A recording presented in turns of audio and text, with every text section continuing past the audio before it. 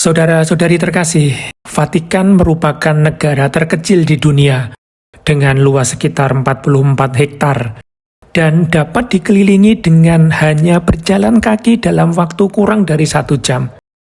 Saya akan berjalan kaki mengelilingi negara Vatikan ini. Rute jalan kaki mengelilingi Vatikan sepanjang 3,2 km dengan waktu tempuh kurang lebih 40 menitan tanpa berhenti. Maka saya akan mulai dari Piazza San Pietro ini sebagai titik awal. Mari kita mulai jalan kaki mengelilingi negara terkecil di dunia, kota Vatikan. Sekali lagi, dengan luas permukaan hanya 44 hektar, negara kota Vatikan merupakan negara terkecil di dunia, baik dari segi jumlah penduduk maupun luas wilayah. Wilayahnya dibatasi dengan tembok sebagaimana nanti terlihat sepanjang jalan kaki. Di samping wilayah negara itu sendiri, yurisdiksi Vatikan dalam arti tertentu juga meluas ke beberapa wilayah Roma dan juga luar Roma yang menikmati hak ekstrateritorialitas, yakni yang menyangkut perlindungan internasional terhadap wilayah. Seluruh wilayah negara kota Vatikan ditempatkan di bawah perlindungan Konvensi Den Haag pada tanggal 14 Mei tahun 1954 tentang perlindungan properti budaya jika terjadi konflik bersenjata. Kemudian pada tahun 1984, kota Vatikan dimasukkan ke dalam daftar warisan budaya dan alam dunia berdasarkan konvensi UNESCO pada tanggal 16 November tahun 1972 tentang perlindungan warisan tersebut. Negara dengan demikian diakui bahkan dalam disiplin internasional sebagai warisan moral, seni, dan budaya yang layak dihormati dan dilindungi sebagai harta milik kemanusiaan. Meskipun negara kota Vatikan tidak memiliki akses langsung ke laut, namun berdasarkan deklarasi Barcelona tahun 1921, negara ini diizinkan melakukan navigasi maritim dengan kapal-kapalnya sendiri yang mengibarkan bendera kepausan. Namun negara saat ini tidak menggunakan hak ini. Negara kota Vatikan ini didirikan berdasarkan perjanjian Lateran yang ditandatangani pada tanggal 11 Februari tahun 1929 antara Tahta Suci dan Italia yang menetapkan statusnya sebagai entitas berdaulat berdasarkan hukum publik internasional yang dibentuk untuk menjamin Tahta Suci dalam kapasitasnya sebagai lembaga tertinggi Gereja Katolik, kemerdekaan yang mutlak dan nyata, serta menjamin kedaulatannya yang tidak terbantahkan bahkan di kancah internasional, sebagaimana tertera dalam pembukaan perjanjian tersebut di atas.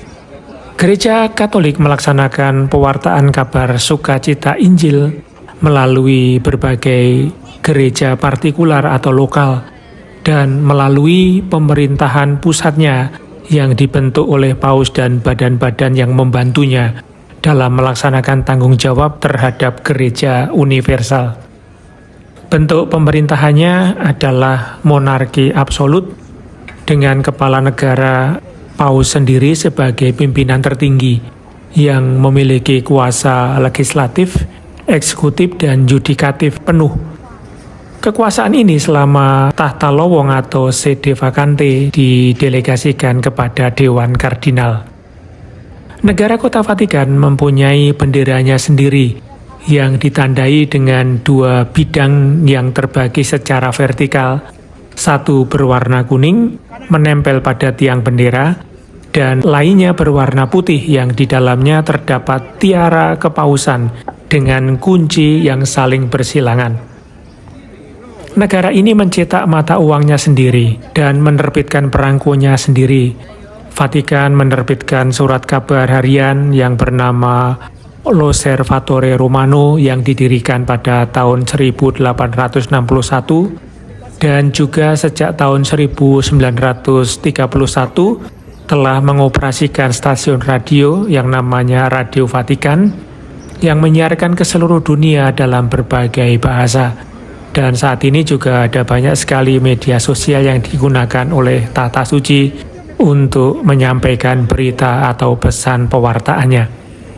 Berkenaan dengan keamanan, kebutuhan keamanan paus dan negara disediakan oleh Korps Garda Swiss yang didirikan pada tahun 1506, yang anggotanya mengenakan seragam yang menurut tradisi dirancang oleh Michelangelo, dan Korps Gendarmerie yang bertanggung jawab atas semua polisi dan layanan keamanan negara. Saat ini saya berada di Via di Porta Angelica yang akan menuju ke arah Museum Vatikan. Di sebelah kiri saya adalah tembok kota negara Vatikan. Jadi sementara saya berjalan mengelilingi kota Vatikan, posisinya selalu berada di sebelah kiri saya.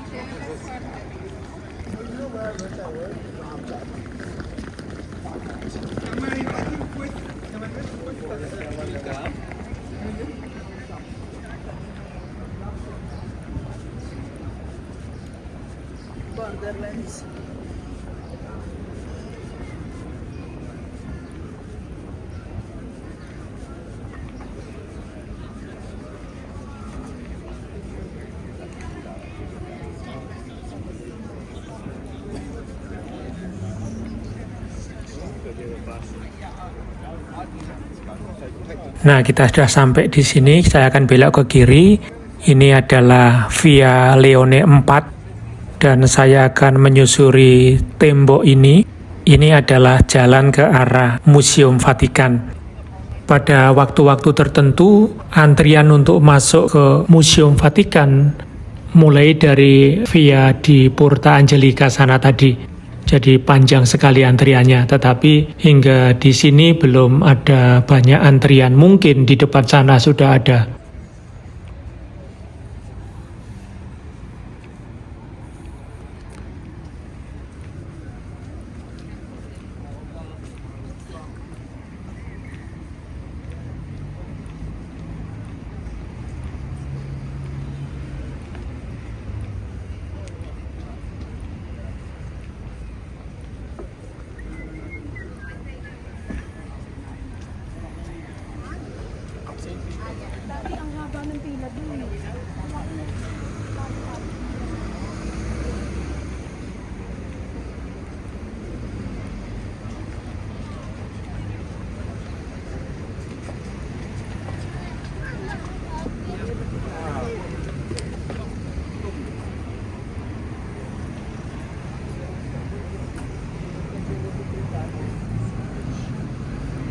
¿A qué hora viene el Papa?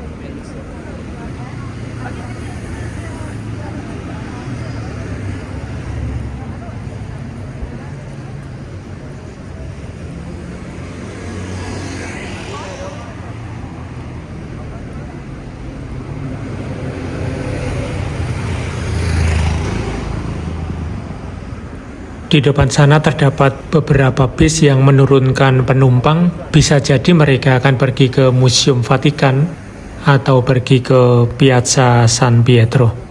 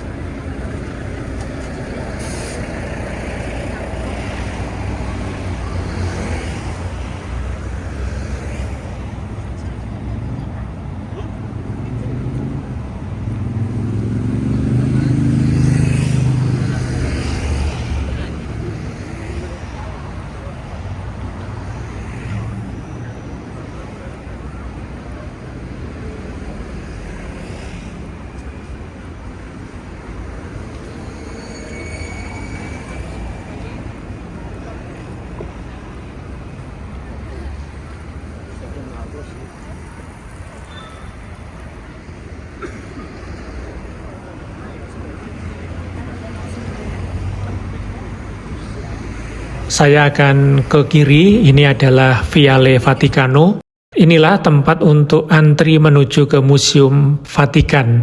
Museum Vatikan tidak hanya menyimpan koleksi seni, arkeologi, dan etnoantropologi yang kaya, yang diciptakan oleh para paus selama berabad-abad, tetapi juga mencakup beberapa tempat paling eksklusif dan penting secara artistik di Istana Apostolik.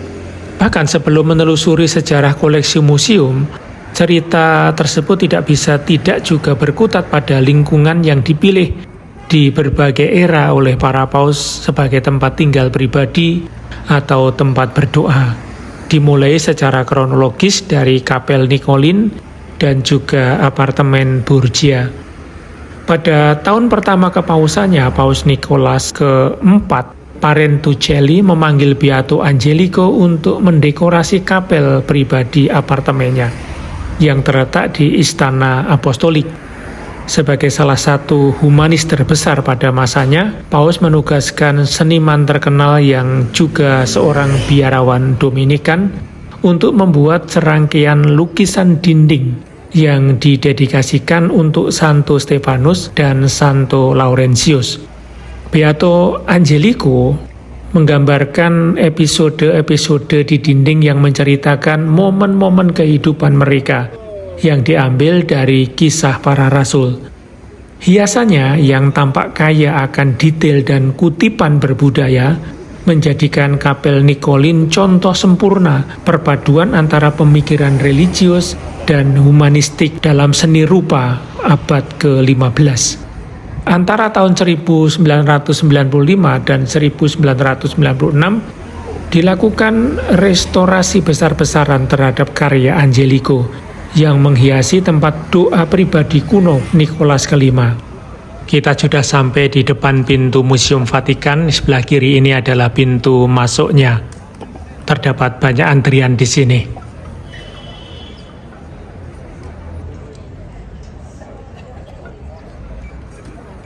Lalu sebelah kanan ini merupakan pintu keluarnya.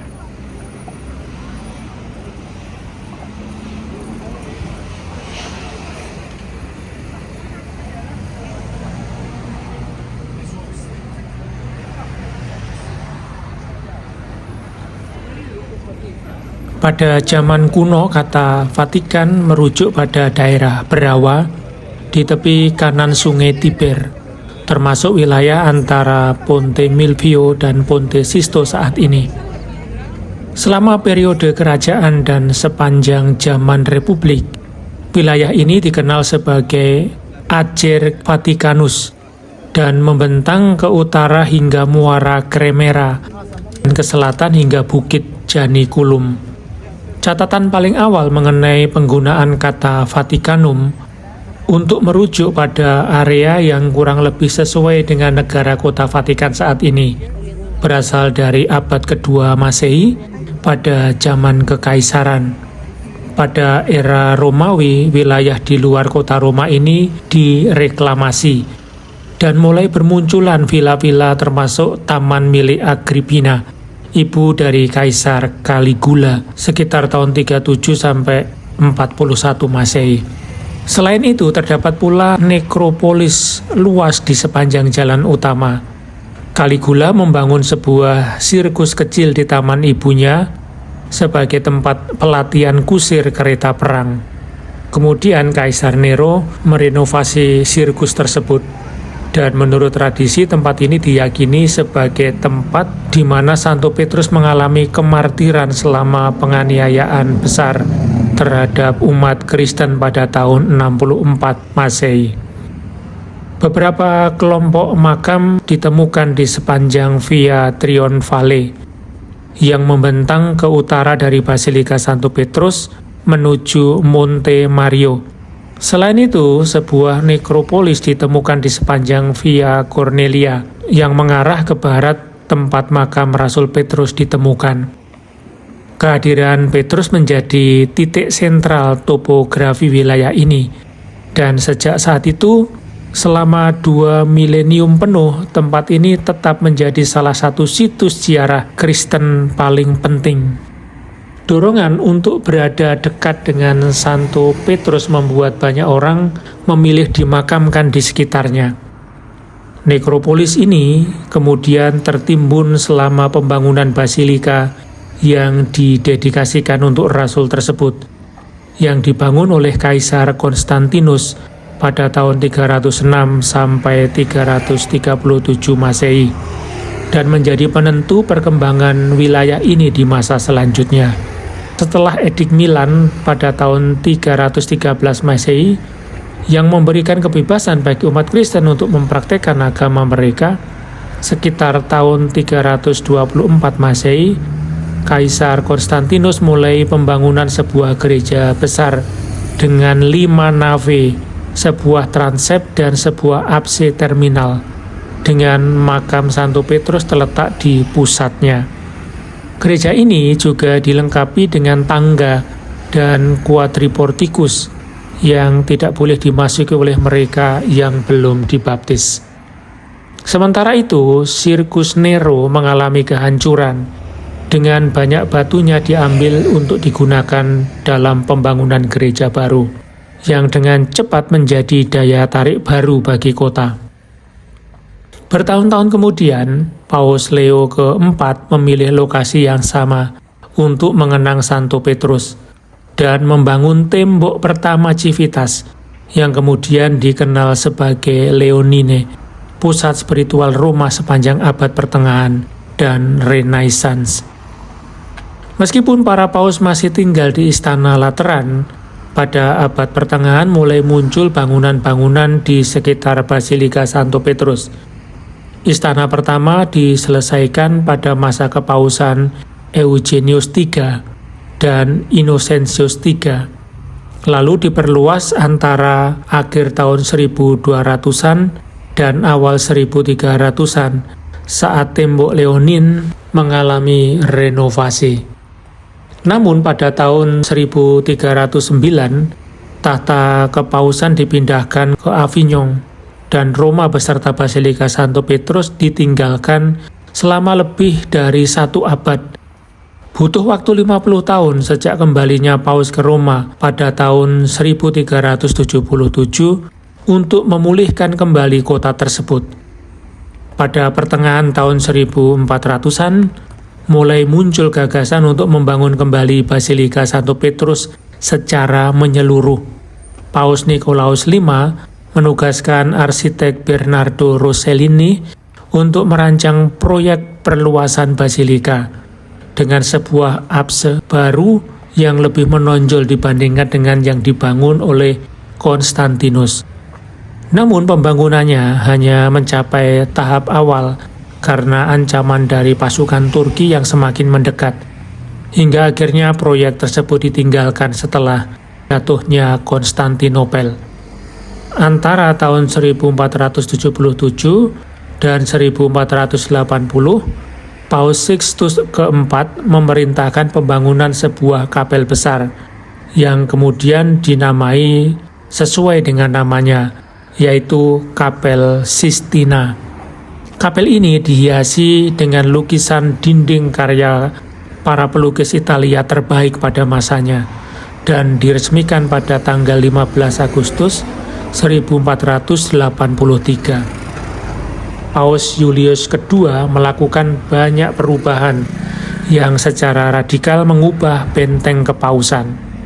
Ia mulai pembongkaran Basilika Konstantinus dan memulai pembangunan Basilika Santo Petrus yang baru.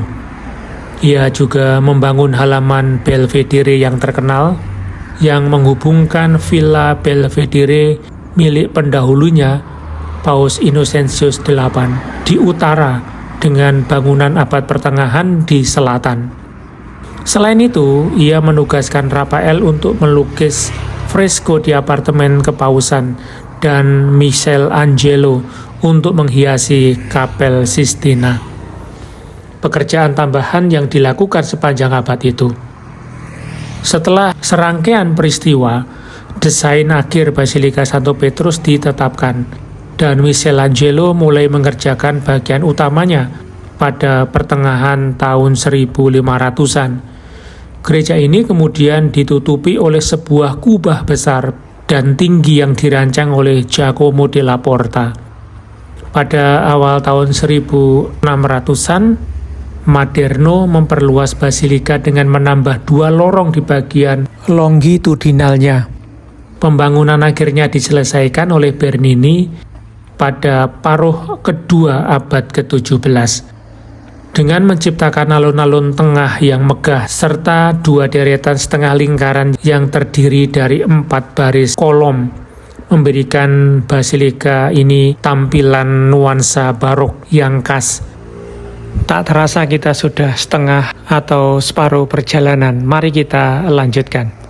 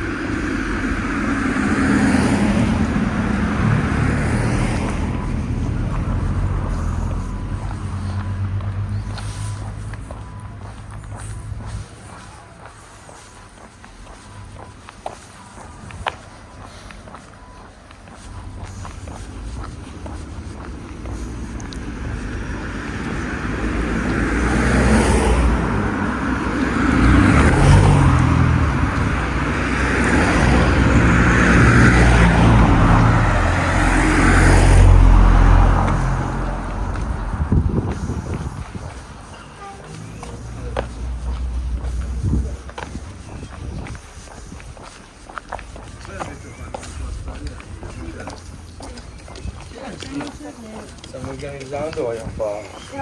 Ora sono indietro.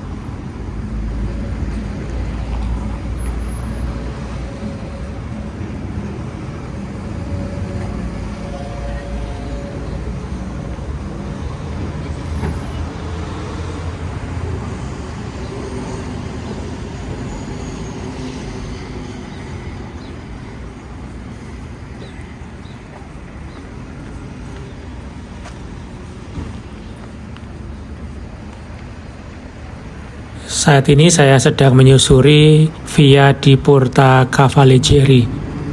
Sebentar lagi kita sudah akan sampai ke lapangan Santo Petrus lagi.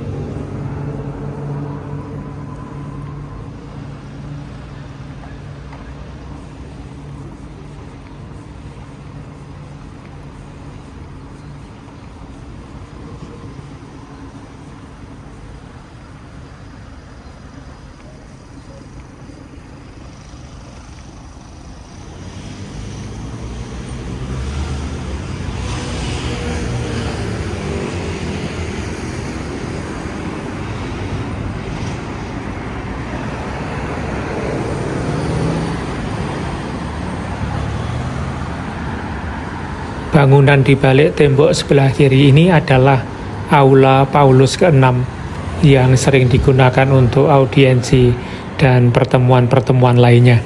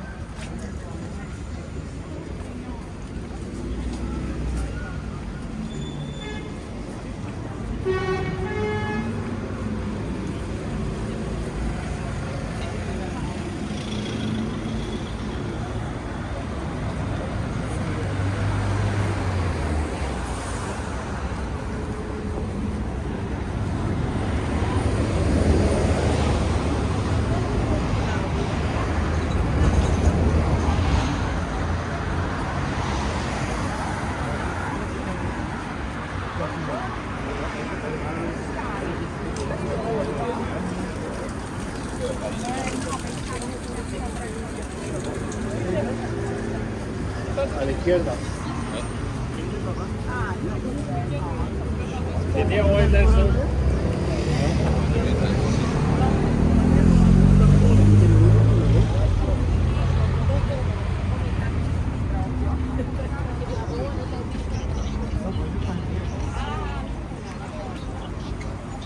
Lo mismo de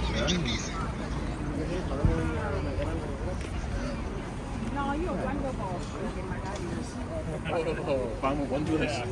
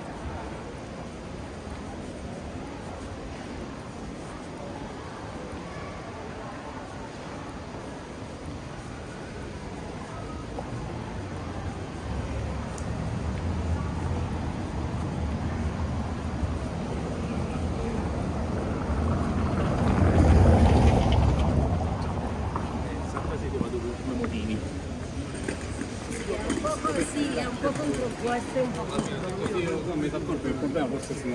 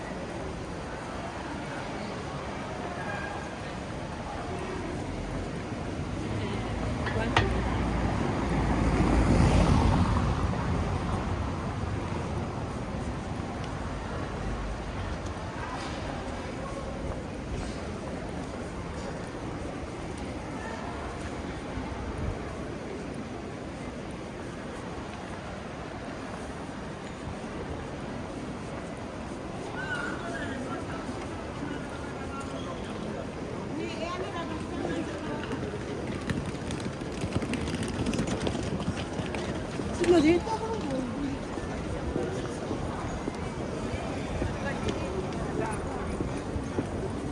non ho più che nessuno veramente. Akhirnya selesai sudah mengelilingi kota Vatikan selama kurang lebih 40 menit jalan kaki. Semoga berguna, terima kasih.